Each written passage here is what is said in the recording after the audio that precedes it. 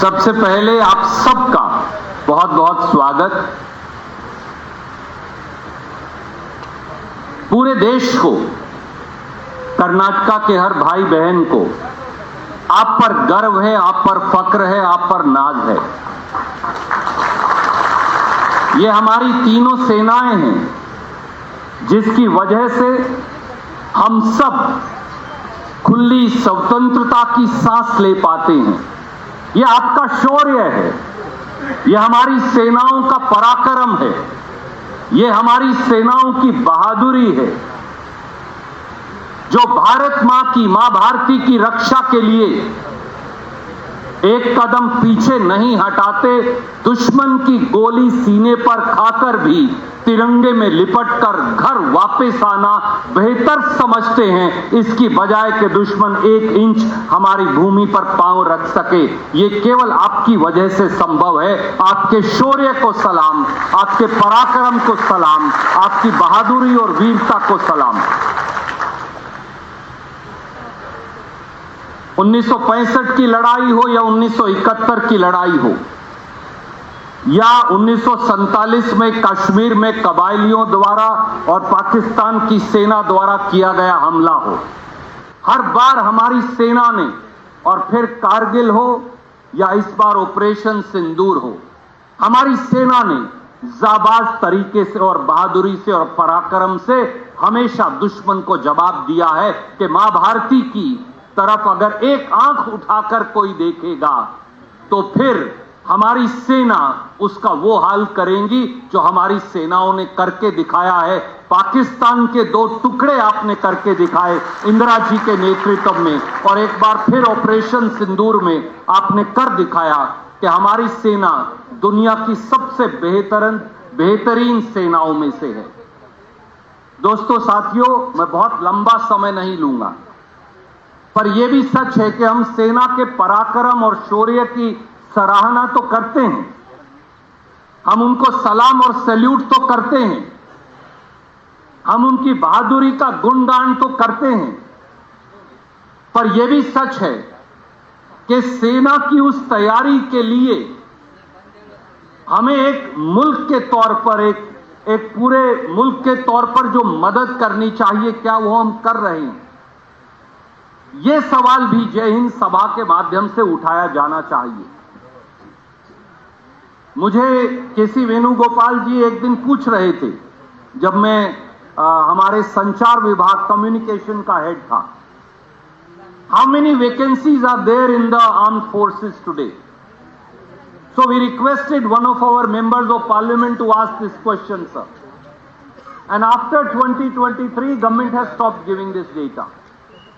But it is now estimated, that time the vacancies were 1,22,000 with over 15,000 officers post vacant. Today in the Indian Armed Forces, 1,75,000 posts are vacant, and it is estimated by defense experts that about 25,000 officers posts may be vacant in the 3 armed forces. How are we going to effectively help our armed forces in serving our country if we don't do recruitment? अगर हम भर्ती नहीं करेंगे, अगर 1,75,000 तीनों सेनाओं में पद खाली रहेंगे, अगर 20 से 25,000 ऑफिसर्स जो हमारी सेना को लीड करते हैं, और बहुत सारे लोग सामने और इस मंच पर मौजूद हैं, तो फिर हम हमारी सेना को एक सशक्त सेना बनाने में मदद कैसे करेंगे? ये सवाल ऑपरेशन सिंदूर के बाद जरूर पूछा जाना चाहिए। ये सवाल यहां एयरफोर्स के डेकोरेटेड ऑफिसर्स बैठे हैं। मुझे ये बताया गया कि हमारे एयरफोर्स में 45 या 48 एयर स्क्वाड्रन्स होनी चाहिए, that is the section strength, but only there are 24 air squadrons operational. If we keep half of our air squadrons non-operational, then how are we going to give a befitting reply to the enemy? Sir, it is hats off to you. It's hats off to your valor. It's hats off to the bravery of our pilots, of our air force, that they gave a befitting reply. But I ask myself as an Indian, not as a congressman, but as an Indian. मैं एक हिंदुस्तानी के तौर पर खुद से सवाल पूछता हूं, क्या देश के तौर पर हमारी ये जिम्मेवारी नहीं, क्या हमारी सरकार की ये जिम्मेवारी नहीं कि अगर 45 या 48 स्क्वाड्रन पूरी है मंजूर, तो वो पूरी की पूरी हो, उनमें से 24 फंक्शनल ना हो, 48 की 48 एयर स्क्वाड्रन फंक्शनल हो, ताकि हम दुश्मन को सही जवाब दे सके। One rank, one pension is an issue that Shri Rahul Gandhi has raised repeatedly. वो एक बहुत बड़ा मुद्दा है। One rank, one pension 2014 के अंदर डॉक्टर मनमोहन सिंह जब प्राइम मिनिस्टर थे, तो उस समय और डिफेंस मिनिस्टर, अगर मुझे सही याद है तो एंटनी जी और चिदम्बरम जी होम मिनिस्टर थे, तो we gave one rank one pension as the ex serviceman wanted. But in that sense government has never been able to implement that order. We have increased pensions, yes. We have given benefits, yes. But is it sufficient or akin to what our armed forces wanted? हमारी armed forces ने हमेशा ये कहा है कि one rank one pension सही मायनों में दी जानी चाहिए। हर बार जो फाइनेंस डिपार्टमेंट में लोग बैठे हैं, और सिद्धारमैया जी तो सबसे लॉन्गेस्ट सर्विंग फाइनेंस मिनिस्टर भी हैं चीफ मिनिस्टर के साथ, they always give us an explanation, oh there is not enough money.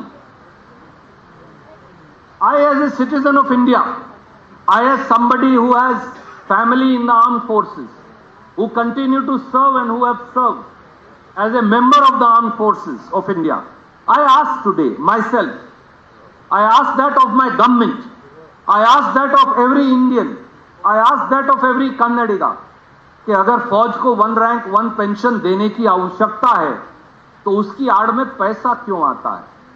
कहीं और से पैसा कम कर दीजिए, सबका 2-2 हजार रुपया कम कर दीजिए, कोई दिक्कत नहीं, 5,000 कम करिए, पर हमारी सेनाओं को वन रैंक वन पेंशन दीजिए, उस पर समझौता नहीं हो सकता।